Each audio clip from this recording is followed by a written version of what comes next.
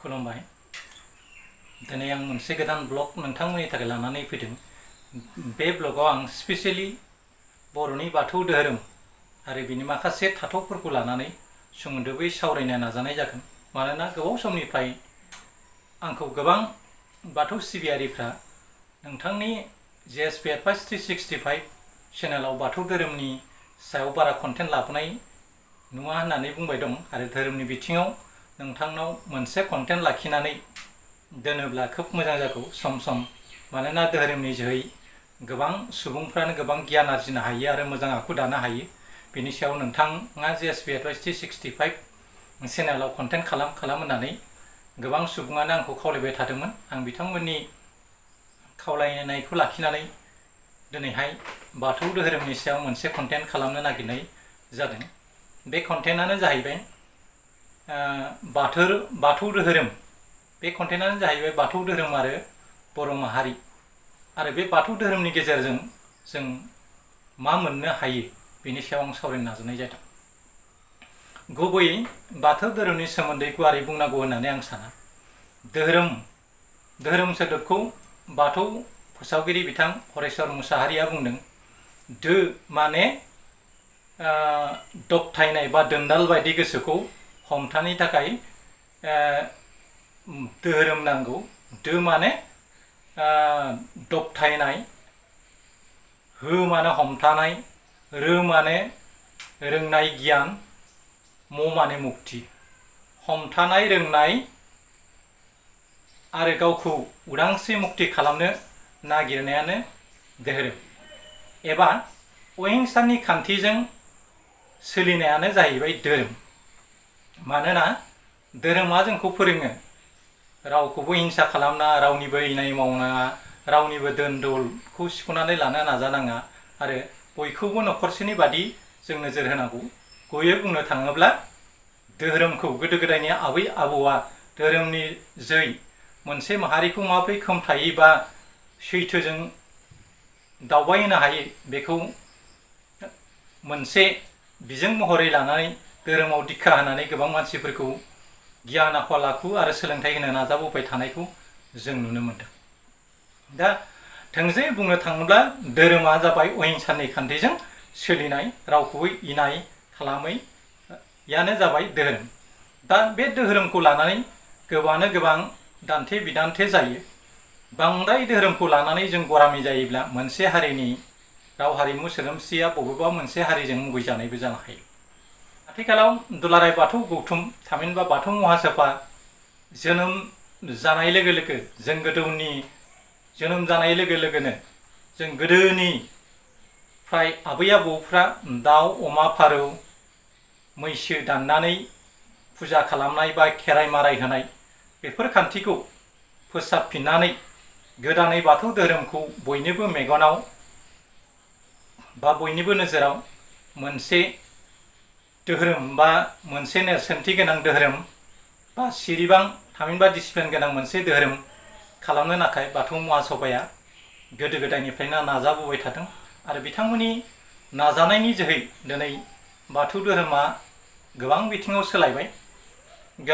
बाथौ धोरोमाव आथिखालाव सोरबा सरन लानानै असमिया जानो थांनाय, सोरबा सरनिया जाहैनाय, सोरबा आरो खृष्टान धोरोमाव थांनाय, सोरबा ब्रह्म धोरोमाव थांनाय, बायदि धोरोमाव थांनाय सुबुंफ्रा गावनि असे राव हारिमु सोदोमस्रिखौ बाथौनि गेजेरजोंसो नागिरना मोनो बेखौ मोनदांनानै दिनै फारि फारि बाथौ गौथुमनि नाजानाय जे फैगासिनो दं बे जोंनि थाखाय खोब मोनसे बाख्नायथावना होननानै जों बुंनांगोन। मानोना गावनि धोरोमखौ मुगैनानै गुबुन माहारिनि धोरोम लानाय माने गावनि सिनायथिखौ खोमाना लानाय बायदि। नाथाय बे बिथिङाव भारत सरकारा मोनसे धोरोम बासिलायै मोनसे हादोर हिसाबै जों रावनिबो धोरोमखौ जों मुगैलायनो मोना, हामा। आरो बेबादि धोरोमखौ लानानै मुगैलायनाय, दान्थे बिदान्थे जालायनाय बेफोरो धोरोमनि ओंथिखौ फोरमाया। बेनिखायनो जिखि जाया धोरोमावनो मानसिया थायाथों मानो मानसिया सैथो लामाजों आगान सुरोब्ला बा रावखौबो हिंसा खालामाबासिनो अहिंसानि लामाजों दावबायलाङोबा बियो अंगुबै धोरोमखौ मोनो। कबीर दासआ बुंदों, धोरोमखौ नों नोंनि गोरबो बिखायावनो नागिरना मोनो। धोरोमखौ बाथौ, गिर्जा, मन्दिर, मस्जिद बावहाय नागिरनो थांनाङा होननानै बुंदों। थेवब्लाबो बे धोरोमखौ बिथाथि खालामनानैनो मोनसे हारिनि राव हारिमु सोदोमस्रिया स्पेसियेलि सोनारो।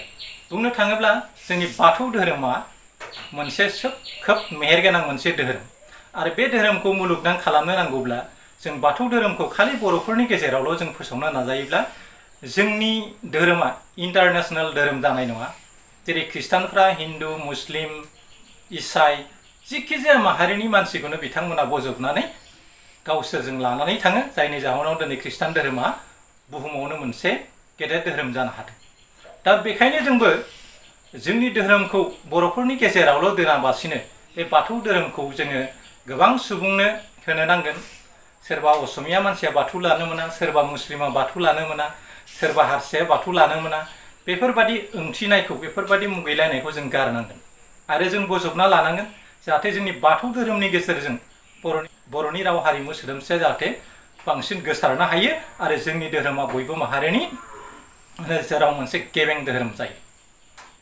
दा बेफोरबादि नोजोरजों जों थामहिनबा बर'फ्रा एबा दुलाराय बाथौ गौथुमा लासै लासैनो गुबुन धोरोमाव थांनाय मानसिफोरखौ बुजाय आजाय खालामनानै दिनै सासे गाबोन एसे लाबो जोंनि आदर्शफोरखौ, जोंनि सानस्रि मुस्रिफोरखौ फोरमायोब्ला जानो हागौ मोनसे समाव बर'फोरनि गेजेराव गासैबो धोरोमखौ लानानै आथिखालाव जि दाङाबाजि सोलिबाय थादों बेफोर थासारिया जोबहैगोन आरो मोनसे बुब्लियाव दुलाराय बर' नाङैनो बाथौ धोरोमखौ लाहैगोन होननानै आं मिजिंथिनो हायो।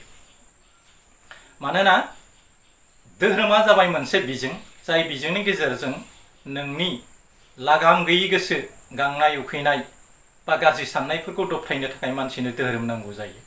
बेनिखायनो मोनसे माहारिखौ फोसाबनो नांगौब्ला मोनसे धोरोमनि गोनांथि जायो आरो मोनसे माहारिनि राव हारिमुखौ सिनायनो नांगौब्ला बेहा लिरनाय गावनि हांखो एबा राव थानो नांगोन।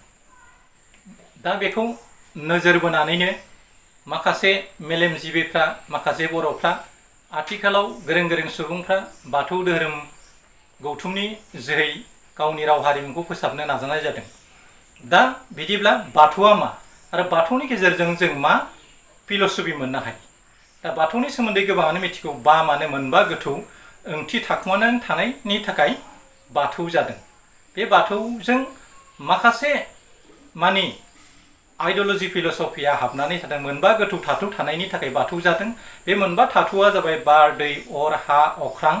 बेफोर गासै बैसुमुथि बेफोरखौ लानानै जोंनि धोरोमा बेस खालामदों आरो बे धोरोमखौ फोथांनो लाखिनो थाखाय जेब्ला बर'फ्रा चाइनानिफ्राय तिब्बत, नील हुआंहुआइ, यांसिकियां दैमाजों फैनानै नर्थ इस्टार्न रिजियनाव बा भारताव हाबफैदोंमोन, बै समाव बर'फ्रा गिबियावनो तिब्बतआव थाजेनदों होननानै जारिमिना खिन्थायो। बे तिब्बतनिफ्रायनो तिब्बत बर' जाफैदों होननानै बुंदों। तिब्बत सोदोबनिफ्रायनो बड' सोदोबा ओंथिदों होननानै गोबां सुबुंफ्रानो बुङो। आरो बे बाथौ धोरोमखौ गिबियावनो बर'फ्रा साइबेरियानाव बे बाथौ धोरोमखौ गिबियावनो गायसनदोंमोन होननानै बुंदों। बे साइबेरियानाव गायसननायखायनो सिब्राय सोदोबा बे साइबेरियान सोदोबनिफ्रायनो फैदों होननानै गोबां पण्डितफ्रा बा गोबां लिरथायफ्राव जों मोननो हायो। बेनिखायनो सिब्राय जादों, साइबेरियानिफ्राय सिब्राय जादों होननानै बुंदों। नाथाय खोब दुखुनांथाव खोथादि बे साइबेरियानाव ओरैबायदि गुसुमोन, जाय गुसुनि थाखाय बर'फ्रा बेवहाय थावरिनो हायैनि थाखाय बर' आइजोफ्रा जेरबासिम दख'ना दानानै गाननाय हुदाखौ बा गावनि गोजांनायखौ हमथानो थाखाय जेरबायासिम जि दानानै दख'ना गानजेननाय हुदाखौ खालामबोदोंमोन आरो बर'फ्रानो भारताव गिबियाव खुननि आबाद आरो जि दानाय हारिमुखौ फोसावदों होननानै पण्डितफ्रा बुंनो सारो। दा बे बिथिङाव दा बाथौनि ओंथिखौ सुंद'यैबाबो फोरमायनो नाजानाय जाबाय। दा बाथौआ फांसे, इसोरा सासे। इसोरा सोरबा खृष्टान धोरोमानो लायाथों मानो, हिन्दु धोरोमानो लायाथों मानो, बुद्ध धोरोमानो लायाथों मानो, गासैबो मानसिनि साननायफ्रा बे इसोरखौ गाबज्रिनाय मोनसे लामा आरो बे इसोरा सासेल'खायनो जोङो बुहुमाव नि मानसि सुबुं माहारिखौ दाग्राया सासेल' बिगोमा दं होननानै जों हमना लायोब्ला जों धोरोमखौ लानानै दान्थे बिदान्थे जानानै जों गावजों गाव एना एनि नायलायनो हायै जानांगौनि खोथा गैया। थेवब्लाबो मोनसे माहारिखौ डिसिप्लिन भाबै जोङो दैदेनलांनो नांगौबा धोरोमखौ खोब गोख्रोङैनो फालिनो गोनां जायो। दा बाथौआ मा? बाथौ होनना बुङोब्ला बाथौखौ बर'फ्रा 18 खुन्थिया आरो जरा जरा 9 खामि हेबनानै बाथौखौ हेबो एबा गायसनो आरो बाथौनि सिगाङाव दाउथु बिखा हेबो आरो बे दाउथु बिखानि खाथियाव गंनै खुन्था बा औवा गेटआव बा मोखाङाव बाथौनि मोखाङाव खालामो। दा बेफोरनि ओंथिफोरखौ आं नोंथांमोननो गिबियावनो बुंनो नागिरदों। बे जों बाथौआ फांसे इसोरा सासे। दा बेनि गेजेराव बर'फोराबो जुदि मोनसे जोलै हिसाबै मोनसे गसाइनिनो सोरजिनाय मोनसे हारि हिसाबै अब्ला जोंनि साननायफ्राबो कनस्ट्राक्टिभ जानांगोन आरो बाथौनि जोहै जों जोंनि हारिनि राव हारिमु सोदोमस्रिखौबो जों नागिरनो गोनांथि जागोन। दा बाथौआ फांसे, नाथाय फांसे बाथौजों लोगोसे दालाय थायो, बिलाइ थायो, रोदा थायो। दा बाथौआ फांसे, इसोरा सासे आरो बाथौनि रोदाया जेथिंबो सोरिनानै एबा बेंदिंनानै थायो। बेखौ नायोब्ला इसोरा जेथिंबो थायो होननानै जों बुंनांगोन। आरो बाथौनि सुआव मोननै सु थायो। बे सुखौ नायोब्ला जो आरो जोला आथोन, हौवा आरो हिन्जाव मोननै माहारिजों लोगो नांनानै मोनसे संसारा जायो। नाथाय आथिखालाव जों हौवा आरो हिन्जाव मोननैल' आथोन होननानै गुबैयै जों हमनानै लायोब्लाबो नाथाय हिज्राजों मोनथाम आथोन जायो, आथोन गोनां आरो आथोन गैयै। दा बे बाथौनि जि 9 सिरायाव 9 सिरा दं, बेफोरबो सिगाङाव आं रायखांनाय बार, दै, अर, हा, अख्रां, बैसोमुथिनि मोनफा मोनफा सिनायथि होननानै जों बुंनो नांगोन। आरो बाथौनि बे बिथौआ हिन्दु माइथ'लजिनि शिबलिंगजों बेहा एसे सोमोन्दो थायो, जायनि जाहोनाव हिन्दु धोरोमारिफ्रा शिबनि आथोनखौ, शिबलिंगखौ सिबियो। थिग बिदिनो बाथौआ बिलाइ थायो, जाखुमा जायो। जोङो जोनोम जानायनि उनाव सोरनिबा अननाय बा सोरनिबा आदर लानाय, सोरनिबा जोथोनाव जों थांनानै थानो गोनां जायो। जेरैहाय बिमा बिफानि सिगाङाव जों इसोरनि दहाय लानानै बे जिउखौ दैदेननो लागा जायो। बेनिखायनो बाथौआ बिलाइ थायो, साया थायो। आरो बाथौआ फिथाइ थायो। आनान गसाया फिसा खाङा, थामहिनबा बोराइ बाथौनि गासै माहारियानो बोराइ बाथौनि फिसा। ओंखायनो जों बेखौ माइनाव होनना बुङो। सिजौनि बिबारा फिथाइ थाया। दा बेफोरखौ नायोब्ला जोङो गोबां बिथिङाव बाथौनि गेजेरजों सारा बुहुमनि दाथायफोरखौ जों नागिरनानै मोननो थाङो। मोजाङै बिजिरना नायोब्ला बाथौ धोरोमनि गेजेरजों गोबां साइन्टिफिकेलि जों गोबां खोथाफोरखौ सावरायनानै दिहुननो हायो। अब्ला दानिया फैदो बाथौ बेरानि सायाव। गुबैयै बाथौ धोरोमा गोदो गोदाय 18 खुन्थिया, सोरबाबा 16 जरा खुन्थिया गायसननानै बाथौखौ सिबियो। नाथाय बर'नि गुबै बाथौ धोरोमनि खान्थिया जाहैबाय 18 जरा खुन्था गायसननानै 9 खामि जरा जरा हेबनानै बाथौ बिखा हेबनानै जि बाथौ सिबिनाय खान्थि, बे गुबैयै बर'नि बाथौ धोरोमनि गुबै खान्थि।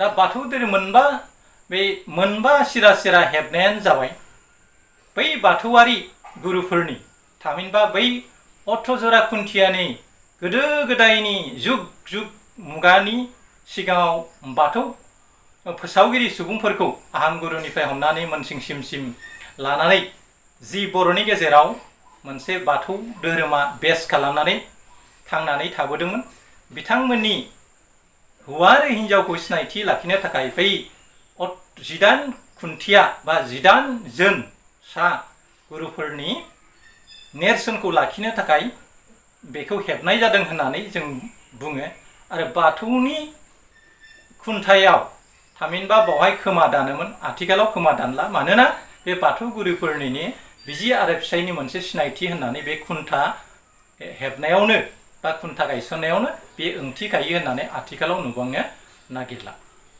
आरो बाथौआनो बान्दोबा सिजौआनो सिरिबा बर'नि सिफुङाबो गुदुंबा होननाय खान्थिया जाबाय होननाय खान्थिया जाहैबाय जोनोम जुलि हाबा सारादुखौ लानानै जि मोनबा खान्थि जों जोनोमनिफ्राय मोनबोयो थैनायसिम दा बेफोरखौ ओंथिनो थाखाय जों बे मोनबा बर'नि खान्थिखौ गोदो गोदायनिफ्रायनो फालिबोदों आरो जुग जुगामि सान अखाफोरा जेब्लासिम थागोन अब्लासिम बर'फ्रा बे खान्थिजोंनो सोलिबाय थागोन लोगोसेयावनो दाउथु बिखाया जाबाय तपस्यानि मोनसे नेरसोन थामहिनबा जोङो महादेबनि आसन खालामनायाव जेरैहाय गोग्गो बा गोसो मोदोम सोलेर होसारनानै इसोरखौ गाबज्रिनो थाखाय दिदोमै तपस्या बा ध्यान खालामदोंमोन महादेबा थिग बिदिनो बेखौ बेस खालामनानैनो जों बुंनो हायो दाउथुआ जेरैहाय बिखायाव गोगोमै जोखोम जायाबा दाउथुखौ जों गावथारनो हाया बा सिथारनो हाया बा दाउथुआ थैया बेबादिनो जों धोरोमारि जायोब्ला जोंनि गोसोफ्रा दाद जानांगोन जोंनि गोसोफ्रा गोथार जानांगोन खैफोद आफोदाव जोङो मोदै गनानैबाबो जों माब्रै इसोर दैथायहरनाय जोंनि आथिं आखाइ मेगन गन्थं देहा सोलेरखौ माब्रै जोङो मोजां लामाथिं दैथिननो हायो बेखौ नोजोर थिदों दा अब्ला दाउथुआ जेरैहाय बिखायाव मोजाङै जोखोम मोनाब्ला थैया थिग बिदिनो जोंनि बाथौआरिफ्राबो खैफोद आफोदाव एसेयावनो गोसो बायनाया जोंनि बाथौआरि धोरोमनि थांखि नङा माबा मोनसे जाथाय जाब्लानो सोरबा फासि नांनाय बा माबा मोनसे आनजादाव फेल जाबानो फासि नांना थैनाय मटराव बारसोमनाय बा बिसि फिसाय नांलायनानै माबा मोनसे जाथाय जायोब्ला गावखौनो फोजोबना लानाय बेफोरबादि सानस्रियानिफ्राय गोजानाव थानो बाथौ धोरोमनि बै दाउथु बिखाया जोंखौ फोरोङो ओंखायनो धोरोमारि जायोब्ला जोङो दाउथु बादि बिखा रोजा साननो हानाय बा दिदोम गोसोनि जानो नांगोन दा सुंदोबै बाथौनि हेबनाय 18 खुन्थिया आरो जरा जरा मोनबा खामि हेबनायनि सायाव आं फोरमायबाय लोगोसे दाउथु बिखा आरो दाउथु बिखानि खाथियाव थानाय मोननै खुन्थिया जाबाय बडिगार्ड जायखौ बर'फ्रा दरजाबुरि आरो दरजा बोराय जायखौ जय आरो बिजय होनो मोनसे महल बा मोनसे राजानि न'आव हाबनो नांगौब्ला जेरैहाय बडिगार्ड थामहिनबा अफिसफ्राव जेरै हाबनो नांगौब्ला जों जेरैहाय दरजायाव स्लिप लिरनानै सोरबा गेदेमा सुबुंखौ जेरैहाय जों लोगो हमनो गोनां जायो थिग बायदिनो आफा बोराइ बाथौखौ मोननायनि सिगाङाव जोङो जय बिजय थामहिनबा दरजा बोराइ दरजा बुरि नेग्राखौ जोङो गिबि गिबियावनो सनमान होग्रोनो नांगोन बेखायनो बाथौ बोराइजों फुजा होनायजों लोगोसे बा खुलुमनायजों लोगोसे बेसोरखौबो जोङो जोंनि न'खरनि खैदां खैफोदखौ नाबथाग्रा सुबुं हिसाबै जों बरायनानै लायो आरो बिसोरो गोजोनब्लासो मोनसे न'खर मोनसे संसारा थि जायो होननानै बाथौ धोरोमफ्रा फोथायनाय दं दा बाथौ धोरोमनि सायाव गोबाङानो गोबां बुजिखायो थेवब्लाबो आंनि मोनदांनायजों नोंथांमोननो फोरमायबाय लोगोसेयावनो जेरैहाय बाथौनि सिजौ बिफांखौ हायोब्ला दानोब्ला बा खेख्लाबोब्ला बाथौआ गुफुर गाबनि मोनसे थै थामहिनबा गाइखेर ओंखारो बे गाइखेरा बेखौनो ओंथियो जों धोरोमारि जानो नांगौब्ला जोंनि गोसोफ्रा गुफुर जानांगोन अहिंसानि लामाजों जों थाबायनांगोन नों धोरोमखौ सिबिनायनि नामाव नोङो धोरोमखौ सायावल' सिबिब्ला जानाय नङा, धोरोमखौ नों गोरबो बिखाजों सिबिनो रोंनांगोन। जेरैहाय जोङो थांना थानो थाखाय आदार बायदिसिना भिटामिन जानायजों लोगोसे जों थै प्रडाक्सन जायो। जोंनि बिखाखौ बा जोंनि देहायाव माबा मोनसे खुन जायोब्ला, दुखु मोनोब्ला थै ओंखारो। बेबादिनो सिजौनिफ्राय गुफुर आथा ओंखारो, थामहिनबा गाइखेर। दा जोंनि बाथौआरिनि गोसोफ्रा गुफुर जानो नांगोन, गोथार जानो नांगोन, बयखौबो आंगो होनानै गजबना लानो हानाय जानांगोन। दा जोङो बाथौ धोरोमनि जोहै गोबां खोथाखौ जों मोनथिनो हायो। आरो बाथौखौ जोङो 18